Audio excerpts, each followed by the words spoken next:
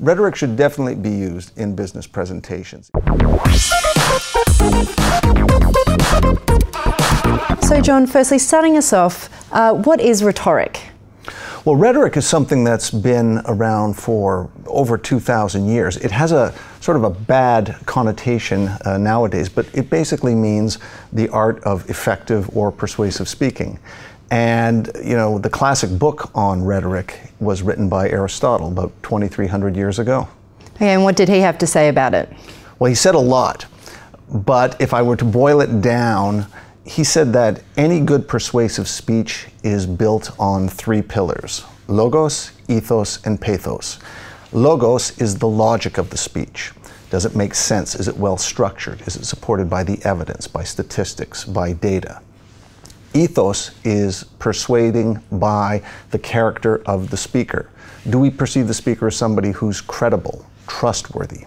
These are things related to ethos. And finally, pathos, which is persuading by emotion, the emotional appeal of any argument or any speech. And going to the US election, which is, you know, they're always saying, you know, always doing speeches. How are the US candidates, how are they using the rhetoric in their speeches? Well, they're using it all the time. I mean, Hillary Clinton and Donald Trump both draw on aspects of logos, ethos, and pathos. For example, if we start with ethos, Hillary Clinton, she talks about her experience as a senator. She talks about her experience as Secretary of State, and she uses this to build up her character, to say, I've got experience, I know what the issues are, I can handle it. Donald Trump comes at it from a different angle.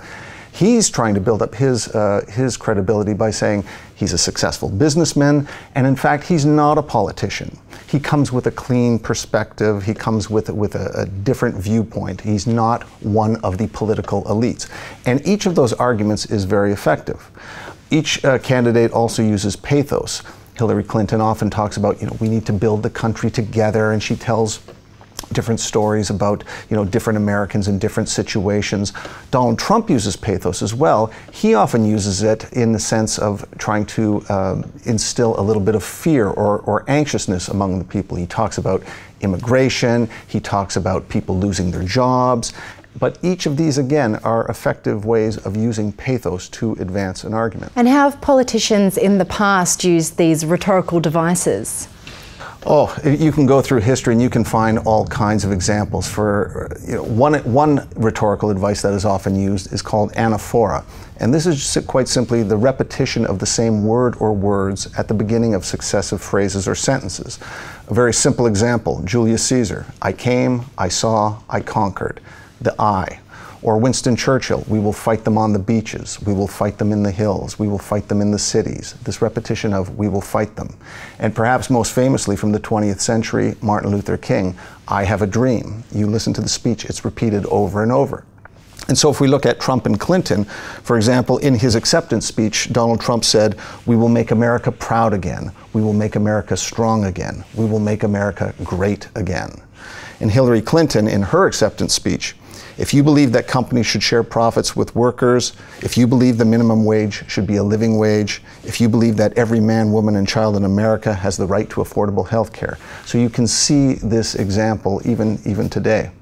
Another example that both politicians use is something called a tricolon. And a tricolon is quite simply three words or phrases or sentences that hang together. And it's very powerful, the number 3 in rhetoric. Nobody knows quite why, but we say in public speaking, 2 is a comparison, 4 is a list, 3 is rhetoric. So again, drawing from both Clinton and Trump. Trump, in his acceptance speech, said, Hillary Clinton is proposing mass amnesty, mass immigration, and mass lawlessness. So you hear these 3, mass, mass, mass. Clinton said, I will be president for Democrats, Republicans, and independents, for the struggling, the striving, and the successful.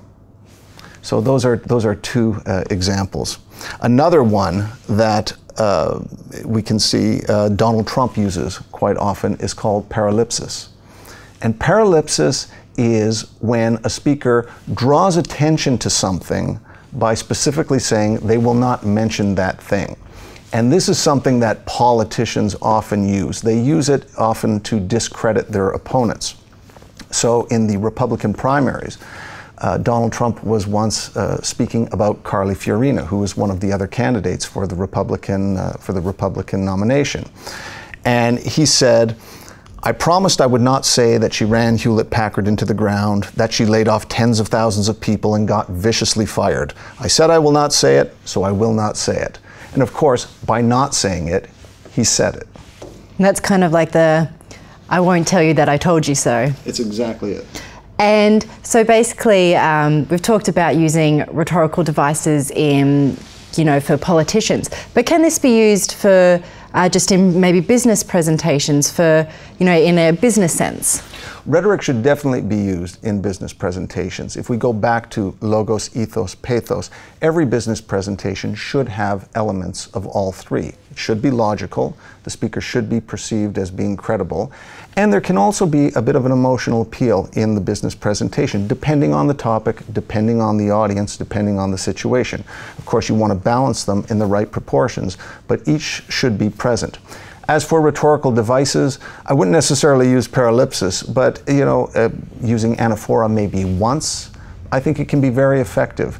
But when it comes to the specific rhetorical devices, you want to use them the way you'd add spice to a fine meal, just enough to bring out the flavor, but you don't want to overdo it because it overpowers the taste. So maybe doing a Trump-like speech in a business presentation may not go down so well. It might not go down so well. Well, John, thank you so much for coming in and speaking with us today. It was a pleasure to have you again. Thanks for having me. That's all from myself and John today, but if you like this video, be sure to give it a like and comment on our website, dukascopy.tv.